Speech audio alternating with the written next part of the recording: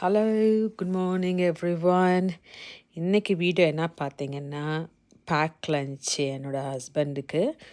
எப்போவுமே செய்ய மாட்டேன். நான் எப்போ வீட்டில் இருக்கிறேனோ when I'm ஆஃப் அப்போ வந்து ஏதாவது வெரைட்டி ரைஸ் பண்ணி கொடுப்பேன். இன்றைக்கி வந்து டொமேட்டோ ரைஸில் பார்த்தீங்கன்னா, டொமேட்டோ சட்னி பண்ணும் போதே கொஞ்சம் சட்னி வந்து தனியாக எடுத்து வச்சுட்டேன். பிரேக்ஃபாஸ்ட்டு தோசைக்கு அது 2 in 1.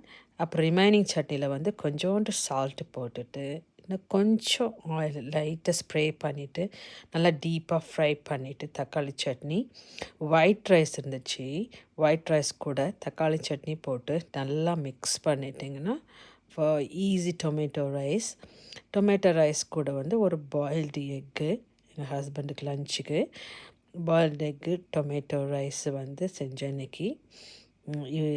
எங்கள் ஹஸ்பண்டுக்கு எப்போவுமே வெரைட்டி ரைஸ் பிடிக்கும். அதனால் tomato rice, lemon rice or டர்மன் ரைஸ் ஏதாவது ஒன்று பண்ணிவிடுவேன். இன்றைக்கி வந்து டொமேட்டோ ரைஸு. நீங்களாம் என்ன பண்ணுவீங்கன்னு சொல்கிறத கமெண்ட் பண்ணுங்கள். த quick lunch. This is my quick lunch for my husband. Have a nice day.